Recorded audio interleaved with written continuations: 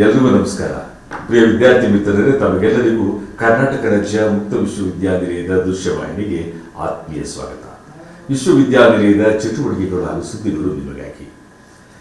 1944 August 20 ಭಾರತದ ಮಾಜಿ ಪ್ರಧಾನಿ ರಾಜೀವ್ ಗಾಂಧಿ ಅವರ ಜನ್ಮದಿನ. ಮೇ 21, 1991ರಲ್ಲಿ ತಮಿಳುನಾಡಿನ ಶ್ರೀ ಪೆರಂಬದೂರಿನಲ್ಲಿ ರಾಜೀವ್ ಗಾಂಧಿ ಅವರು ಹತ್ಯೆಯಾದರು. ಈ ಘಟನೆ ದೇಶದ ಜನರಲ್ಲಿ ಅತ್ಯಂತ ನೋವುಂಟು ಮಾಡಿತು. ಆಗಸ್ಟ್ 20ರಂದು ಅವರ ಜನ್ಮದಿನದಂದು ಭಾರತದಲ್ಲಿ ನಾವೆಲ್ಲರೂ ಸೌಹಾರ್ದತೆಯಿಂದ ಬಾಳೋಣ ಎಂಬ ಉದ್ದೇಶದಿಂದ ಸದ್ಭಾವನಾ ದಿನಾಚರಣೆಯನ್ನು ಆಚರಿಸಲಾಗುತ್ತದೆ. ಎಲ್ಲರಿಗೂ ನಮಸ್ಕಾರ. ಇವತ್ತು ಸದ್ಭಾವನಾ ದಿನಾಚರಣೆ.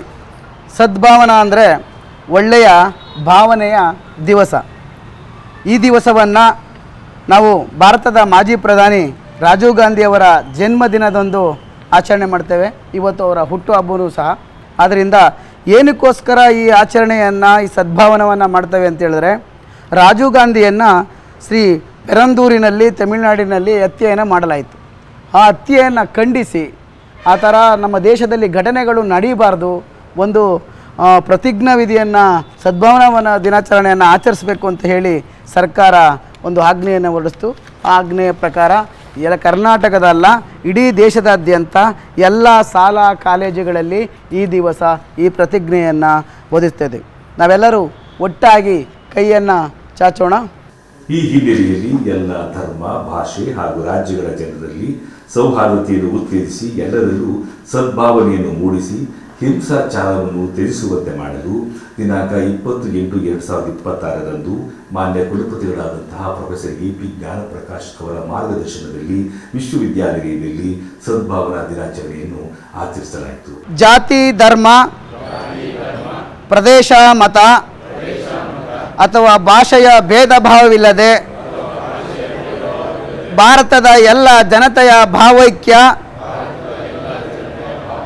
ಮತ್ತು ಸಹೋದರಕ್ಕಾಗಿ ಕಾರ್ಯನಿರ್ವಹಿಸುತ್ತೇನೆಂದು ನಾನು ಪ್ರತಿಜ್ಞೆ ಮಾಡುತ್ತೇನೆ. ಅಲ್ಲದೆ ವೈಯಕ್ತಿಕವಾಗಲಿ ಅಥವಾ ಸಾಮೂಹಿಕವಾಗಿ ಆಗಲಿ ನಮ್ಮಲ್ಲಿರುವ ಎಲ್ಲ ಭೇದ ಭಾವಗಳನ್ನು ಹಿಂಸಾಚಾರಕ್ಕೆ ಅವಕಾಶ ನೀಡದೆ ಸಮಾಲೋಚನೆ ಹಾಗೂ ಸಂವಿಧಾನಾತ್ಮಕ ಕ್ರಮಗಳ ಮೂಲಕ ಪರಿಹರಿಸುತ್ತೇವೆಂದು ಸಹ ಪ್ರತಿಜ್ಞೆ ಮಾಡುತ್ತೇನೆ. ಎಲ್ಲರಿಗೂ ಧನ್ಯವಾದಗಳು. ಈ ಸಂದರ್ಭದಲ್ಲಿ ಶಾಸನಬದ್ಧ ಅಧಿಕಾರಿಗಳು, ಬೋಧಕರು ಮತ್ತು ಬೋಧಕೇತರ ಸಿಬ್ಬಂದಿ ವರ್ಗದವರು ಭಾಗವಹಿಸಿ ಪ್ರತಿಜ್ಞಾ ವಿಧಿಯನ್ನು ಸ್ವೀಕರಿಸಿದರು. ಮತ್ತೆ ಭೇಟಿಯಾಗೋಣ. ನಮಸ್ಕಾರ.